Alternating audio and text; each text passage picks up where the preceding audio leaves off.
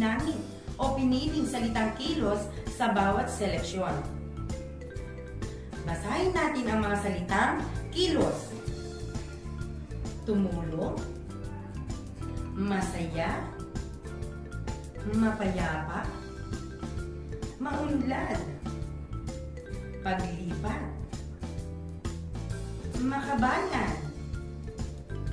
umasa, makabubuti, dumadalo, paggawa, kasalan. So sa pamamagitan ng salitang ugat, nabuo natin ang salitang kilos. Paano natin nabuo ang salitang kilos? Ginamitan natin siya ng mga panlapi. Tulong.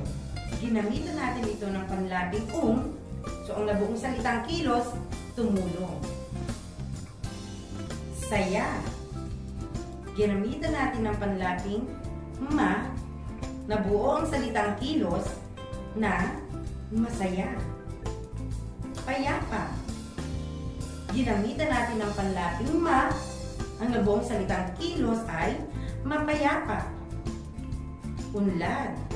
Ginamitan natin ng panlaping ang nabuong salitang kilos, maunlad. Lipat. Ginamitan natin ng panlaping ang nabuong salitang kilos, paglipat. Bayan. Ginamitan natin ng panlaping ang nabuong salitang kilos, makabayan. Asa. Ginamitan natin ng panlaping ang nabuong salitang kilos, umasa. Bubuti. Ginamitan natin ng panlaping nakabuo tayo ng salitang kilos na makabubuti. Dadalo. Ginamitan natin ng panlaping na ang nabuong salitang kilos ay dumadalo. Gawa. Ginamitan natin ng panlaping na ang nabuong salitang kilos ay paggawa. Kasal. Ginamitan natin ng panlaping na ang nabuong salitang kilos ay kasalan. Nabubuo ang salitang kilos sa pamamagitan ng paggamit ng mga panlapi. Magaling. Gamit ang salitang ugat at mga panlapi, nakakabuo tayo ng salitang kilos. Kung talagang naunawaan ang ating aralin, ano ang tawag sa panlaping ikinakabit sa unahan? Tama! Unlapi ang tawag sa panlaping nasa unahan ng salitang ugat. Ano naman ang tawag sa panlaping ikinakabit sa gitna? Magaling! Gitlapi ang tawag sa panlaping nasa gitna. Ano naman ang tawag sa panlaping ikinakabit sa hunihan? Mahusay. Hulapi ang tawag sa panlaping ikinakabit sa hulihan ng salitang ugat.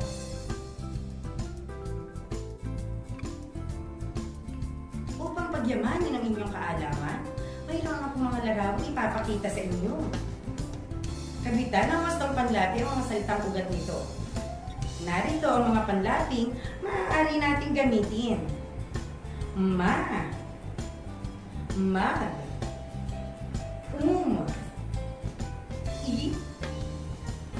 pa, at maka. Narito ang aking mga larawang inihanda para sa inyo. Talino, sayaw, dasal, inom, saya, sabi, basa, sulat. Ipapakita ko sa inyo ang wastong kasagutan gamit pa rin ang mga larawang inihanda ko para sa inyo. Talino, matalino, sayaw, magsayaw, dasal, magdasal, inom, iinom, saya, magsaya, sabi, pasabi. Basa, makabasa. Sulat, isulat. Naunawaan po ba? Magaling. Muli po, umaasa po ako na may naibahagi ako sa inyong dagdag kaalaman. Hanggang sa muli nating pagkikita sa DepEdR Teleturuan. Ako po muli ang inyong laging tagapagsalita.